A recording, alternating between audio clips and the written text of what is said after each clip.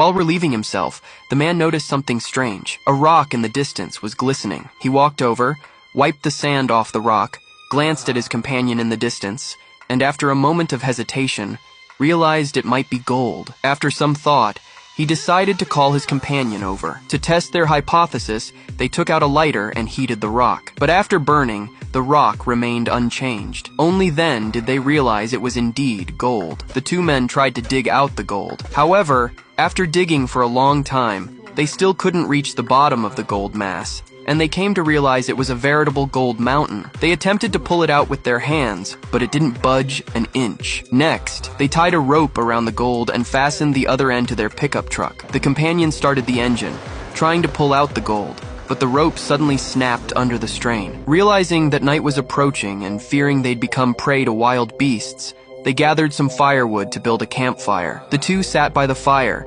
envisioning a future of unimaginable wealth, but soon they were back to reality. The pressing matter was to get the gold out. They planned that one of them would go to town to find an excavator, while the other stayed behind to guard the gold. However, the round trip would take several days. The one staying behind would have to endure the extreme desert environment, fend off wild dogs, and survive with limited food and water. The next morning, they divided the supplies, but the companion, claiming to cool down the truck engine, took most of the water. Before leaving, he handed the man a satellite phone, saying it was their only way to keep in touch. After the companion left, the man covered the gold with sand and made a simple sunshade out of canvas.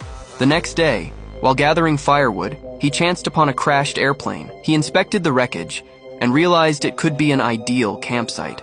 Worried about being too far from the gold, he disassembled some parts of the plane and dragged them back to the gold. He used these parts to build a small hut near the gold for himself to rest, but the glaring sunlight and hunger made it difficult for him to rest well.